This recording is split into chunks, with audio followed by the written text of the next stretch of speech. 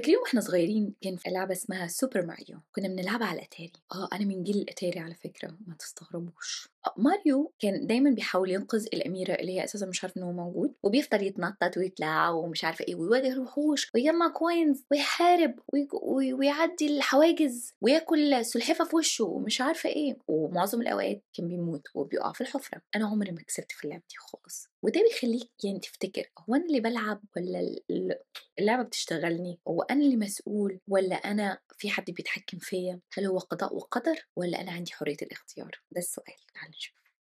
ازيكم يا حلوين، انا ديانا وده ديانا شو. هتكلم فيه معاكم مواضيع كتيره ومختلفه ومتنوعه، بس دايما هيكون هدفنا نخلي حياتنا اجمل واحلى واظرف لينا واللي حوالينا. اتعلم منكم، تعلموا مني، يا رب اكون عند حسن ظنكم بيا. يلا بينا. فكره هل نحن مخيرين ام مسيرين؟ هل كله مقدر ومكتوب وكل حاجه اسمه ونصيب، ولا انا فعلا ليا يد في اللي بيحصل لي وانا مسؤول عن قراراتي والحاجات اللي بتحصل لي في حياتي وفي ظروفي؟ هو في مدرستين، مدرسه تقول لك كل شيء مكتوب، كله مقدر ومكتوب، كل حاجه اسمه ونصيب. تشوف راجل كده بعمه دقن بيضه، ناس تقول لك لا، انا اللي عندي التحكم، انا اللي انشارج، انا البوس بتاعي، انا اللي اعرف اعمل ايه وما اعرفش اعمل ايه، ولا اقدر احدد حظي يكون ازاي وما يكونش ازاي، عشان ما نتخانقش. الاتنين صح والاتنين بيشكلوا حياتنا. هقول لكم على حكايه من حكايات القدر. البليف ده كان منين؟ الفكره ان احنا ايه، كل حاجه مكتوبه. في قصة من قصص الأدب الأغريقي القديم، قصة أوديب. أوديب يا عيني لما اتولد كانت في نبوة بتقول إن هو هيموت أبوه ويتجوز أمه.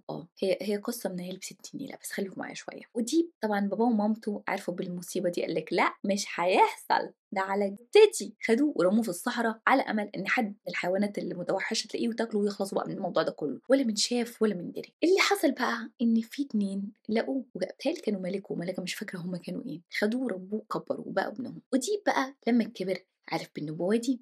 ما عرفش ان هو متبني، لكن عرف بالنبوة. مش عارفين احنا ازاي، بس ده اللي حصل. فخوفا من انه يحقق النبوءة دي خد بعضه وهرب. قال لك لا انا عايز اقعد مع ابوي ولا عايز اقعد مع امي، وكفانا وكفى المسلمين شر القتال، وخلاص هاخد بعضي وامشي. هو طلع في الرحله بتاعته بعد ما هرب من اهله، لقى راجل في الطريق اتخانق معاه، موت الراجل ده.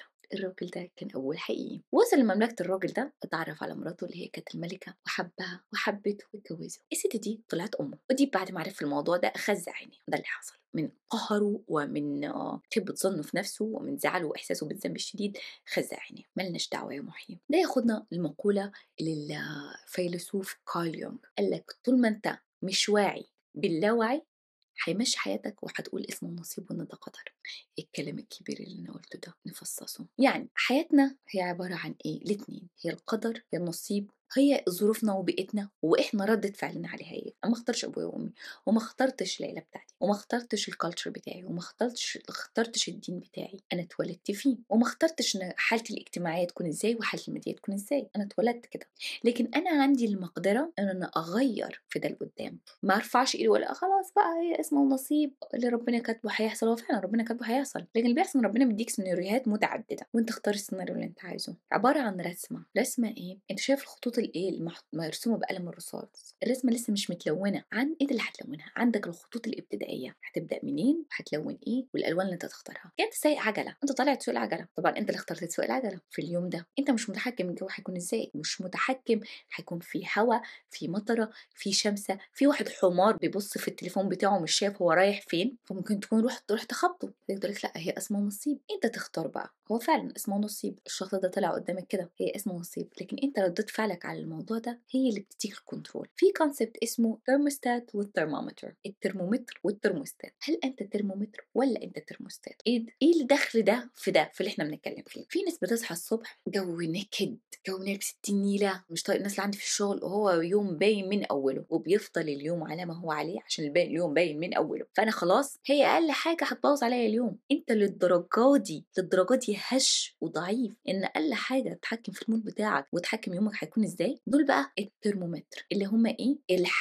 حياتهم الخارجيه وظروفهم الخارجيه هي اللي بتتحكم بوضعهم الداخلي، بنفسيتهم الداخليه. بس عندك الترموستات يقول لك لا انا اللي احدد يومي يكون ازاي، كان حلو ولا مش حلو، انا هستمتع بيه ولا لا، انا اللي اقرر، انا اللي هقرر اخلي الحاجه دي معينه تضايقني ولا لا. ده الكنترول بتاعك. يا تكون ترمومتر يا تكون ترموستات. يا تقعد تقول ده قدر واسمه ونصيب وانا لا حول لي ولا قوه، ولا تقول لا أنا مسؤول عن تصرفاتي ومسؤول حياتي تترسم إزاي. ده بياخدنا برضو لمنطلق أو نظرية التجلي بتقولك إن أنت إيمانك والحاجات اللي بتصدقها عن نفسك هي اللي بتجذب ليك تجارب وأشخاص يتوافقوا مع تفكيرك مع نفسك أو تفكيرك عن نفسك.